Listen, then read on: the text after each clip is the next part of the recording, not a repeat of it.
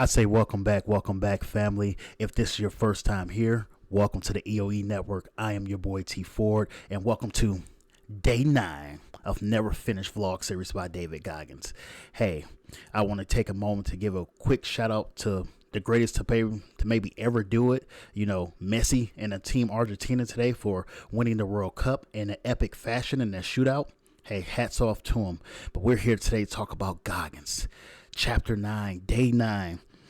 It's entitled Wringing Out the Soul. Let that settle in for a minute. Wringing out the soul. Do you even know what that means? That simply means when you take yourself to a place where you have to dig deep down inside and pull everything out you. So you're wringing yourself out and you're like, it's taking a lot. Now, why is this chapter entitled Wringing Out the Soul? It's simply because Goggins went back to school to become a smoke jumper.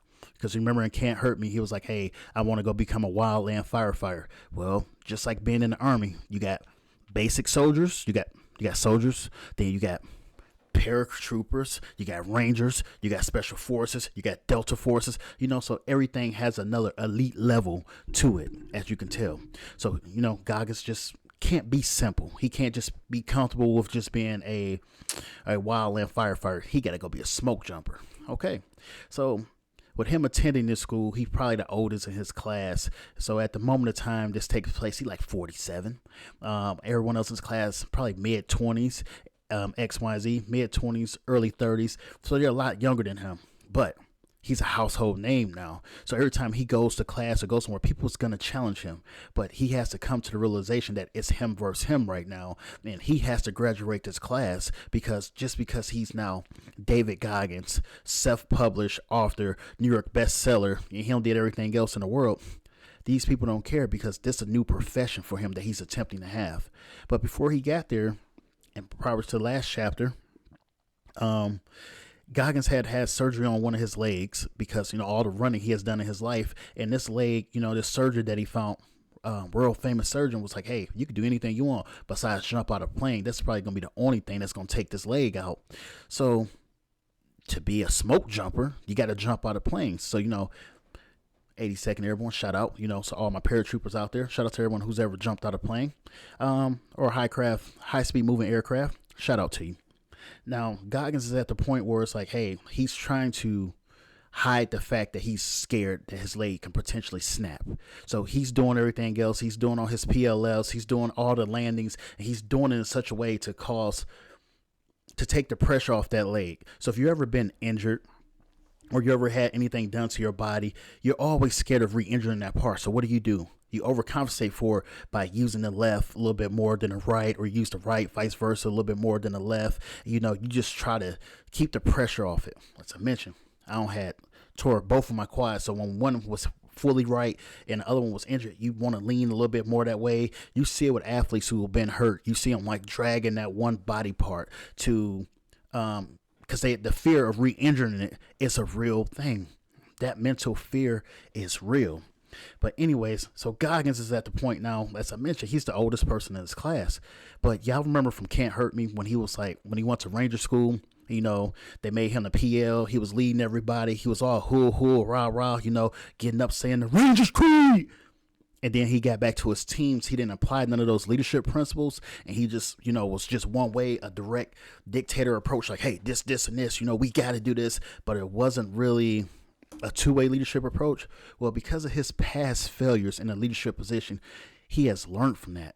And now he's at that point where he can help this younger generation because they're looking up to him like, hey, man, I don't think I'm going to pass, And he like, hey, man, hey, brother, I don't think I'm going to pass either because, a lot of, he hides his injury very well. I'm like, hey, I'm struggling too.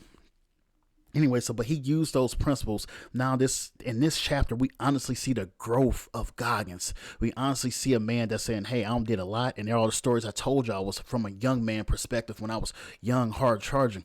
Now he's more open, more vulnerable, more truthful. Well, I ain't never call him a liar, but he's more straightforward with it. Like he's telling you like, hey, I'm really in love with Kish. Hey, this, and this, I'm here to help other people.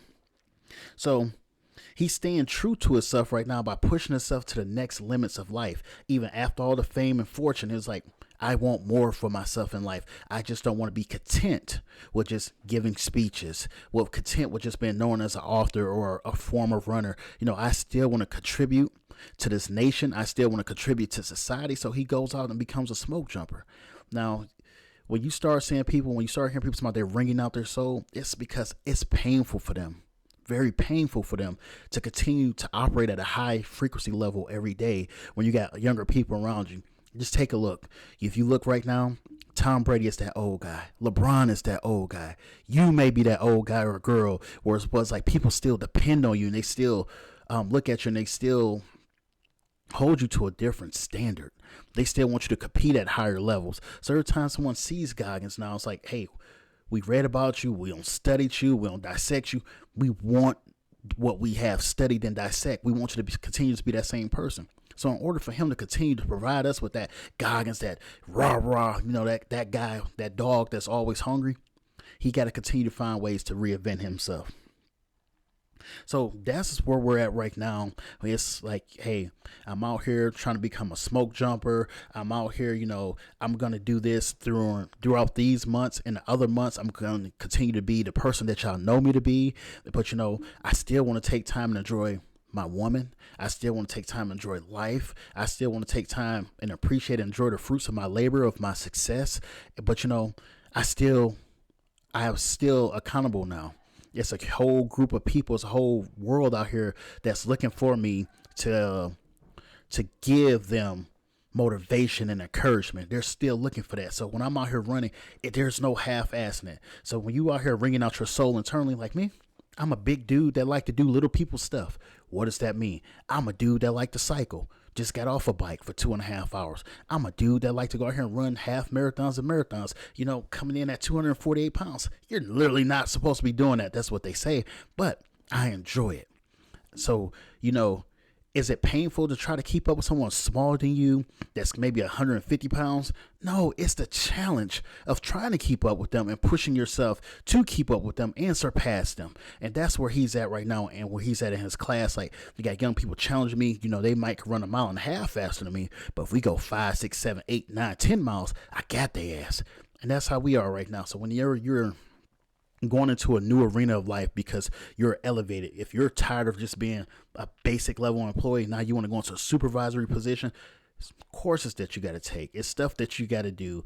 And it's like he's just currently re-evolving. He's currently evolving and reinventing himself to become more. So I am pretty excited to see what he has coming up for us next, because right now he's at the point where you can tell this is a man who has been through a lot in life, but he's content now with understanding that pain has projected him and moved him to the level where he's at right now. He has someone who fully understands him, a partner in crime, who fully understands his emotional needs, his psychological needs, his physical needs, and she's right there with him. So now he got someone that's in a foxhole with him. So now he's not fighting two battles, as I mentioned before. He has a full team of support staff, from Joe Rogan to The Rock to all these other people to us, who's out here like, hey man, you ain't gotta go through it by yourself. So now it's like with him allowing us into his world, and maybe it's time for you to allow somebody else into your world and wring out your soul and push yourself a little bit further. So let's leave it in the comments. Tell me what's some things in your life that you're wringing out. Excuse me. Oh, that bourbon good. What's some things in your life that you need to wring out your soul and continue to push yourself forward to make yourself better going into 2023? Because as we speak today, it's December 18th, 2022. You're a couple days, maybe 2 weeks away from the new year. So what's some things you need to wring out your soul to help push you to the next level? What's your biggest challenges that you need to overcome? Or what's some things you need to let go so you can evolve into the person that you want to be? Maybe you want to be a better parent to your kids, a better spouse to your partner, a better son or daughter to your parents, better sibling, whatever it is, a better hell, just become a better version for you. So what's some things you need to do to wring out your soul? Let's leave them in the comments. Let's talk about it. Hey, and I appreciate each and every last one of y'all for allowing me to come into your world and you sharing my world with me. This has been a great book. This has been a hell of an audible book. I highly encourage you to read the book. If you haven't read Can't Hurt Me, please read Can't Hurt Me. But Never Finished is I want to say it's night and day. After being on my fourth listen right now, you gain so much insight from the podcast that happens, the two podcasts that happens in between the chapters, and most people would have came back and said, "Oh, it's just a continuation of Can't Hurt." No, this is this is something where you actually see the growth. If somebody asked me the other day, like, what would you compare it to? Music wise, we look at it like Jay-Z 444 album when you see the growth. You look at like a Beyonce Lemonade album when you see the growth. You look at like a Eminem's last couple albums when you see the growth, where it's like, I really don't care. I'm not really here to do it for the people anymore. I'm doing it for the love, and I'm gonna release this album whether it sells 10 millions or 10 copies. And so you start to see it like that when people are doing stuff for the love. And this book right here just showed us where the true pain came from, but it also showed us that a man that has blossomed into something else. Yeah, that's the word I'm gonna use. Blossom and evolved into something more. And it is truly an amazing thing to watch someone blossom and become something more, to see them go from that caterpillar to go into their cocoon and come out to be a butterfly. Not calling the man a butterfly, but you get the analogy. You start to see things. So when you see people around you in your personal life changing and evolving and becoming something more, don't turn up your nose. Don't smite at them. Encourage that, and let that be encouraging for you to wring out your soul and become something more. When people start to become something more, you're not trying to become something more so they can say they're better than you. That's just your ego and pride talking. People are becoming something more because internally, that's what they want to do.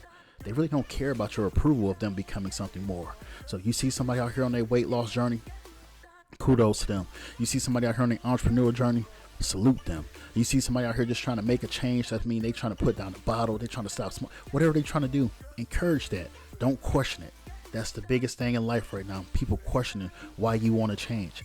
Change doesn't require an explanation. Just change. If others that question it, they're afraid of change. Maybe it's time for you to cut sling load and let them go and continue on your journey. Hey, as I always tell y'all continue to be good. Y'all continue to be great. Y'all have a great, happy holiday season. I got a special surprise coming for y'all. Stay tuned to the channel.